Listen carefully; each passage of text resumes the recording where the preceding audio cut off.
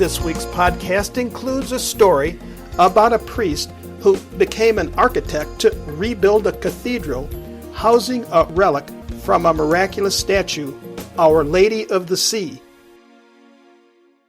Welcome to this first podcast. For those of you new to my podcast, Constant Procession, let me orient you as to what's what.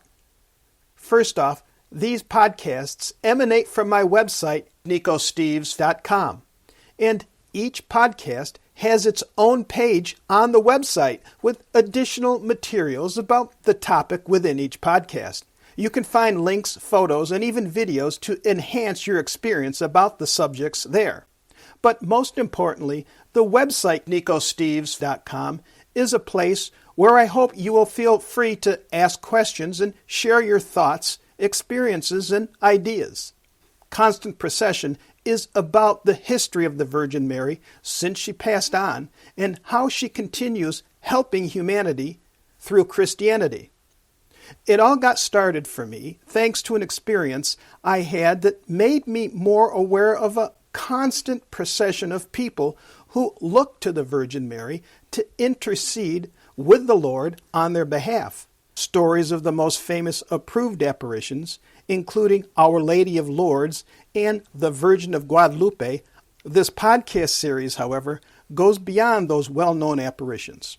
Podcasts include more encounters with the Madonna by other people, including saints, as well as relics of one type or another. Many are from earlier times, but also some include contemporary activities that she inspires on this constant procession of humanity. First up, I'd like to thank you for spreading the word about my book, The Very Fine Light, which is available on Amazon.com.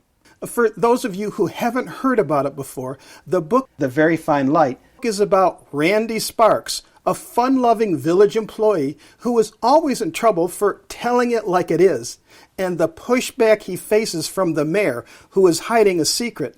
And when combined with the village's pending bankruptcy, well, it creates a volatile chemistry that will make sparks fly. No pun intended, Randy.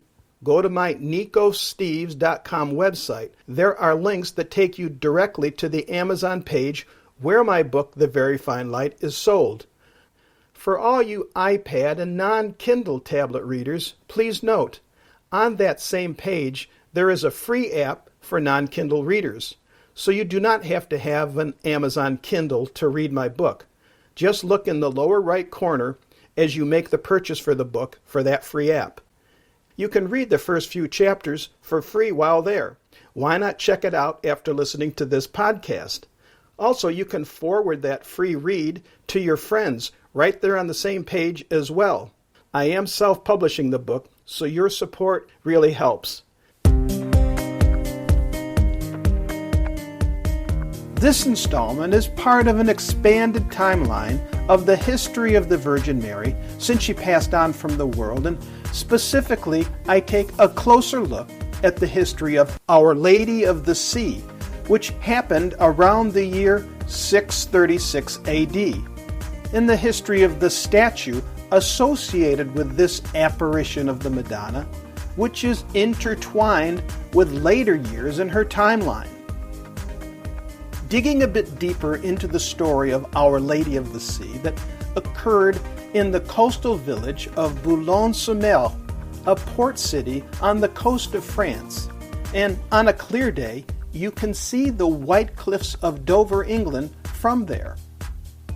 More on this in a moment. And as you can hear all about the 636 AD event from my earlier podcast, installment 104, about the apparition and building of the first church to house the statue that appeared there. In the centuries that followed, but before the French Revolution, this cathedral was a famous pilgrimage site. However, at that point, humanity had become extremely unkind to honoring such a miraculous event for humanity. The final blow when the statue was burnt with only the right hand remaining. And yet, throughout the history of this miraculous visitation, there have been people in particular one priest who rose above the fray and worked to resurrect the legacy that had been destroyed during those revolutionary times. Father Benoit Haffreingue was a Roman Catholic priest who devoted his life to rebuild this Boulogne Cathedral of Notre Dame. He was born in the year 1785. He was an amazing man and deeply religious in his studies. In the year 1813, he came to the town to become the principal of the Jesuit boarding school for boys in Boulogne-sur-Mer. And this is where he remained, and in that position until his death in 1871 at the age of 86. One day he was walking near the ruins of the old cathedral, which, along with the statue of the Lady of the Sea, had been destroyed during the French revolutionaries' quest and efforts to eradicate all religious belief and worship, and had included the destruction of the grand cathedral stone by stone and the burning of the statue. He believed he received a calling from God at the time to rebuild the church. He took it upon himself to do the design work and also assisted literally in the trenches doing the work, and this endeavor was favorably received. Amazingly, more money came forward from both France and England, and though not a trained architect, he took it upon himself to do the design work and also assisted the workers in this rebuilding process.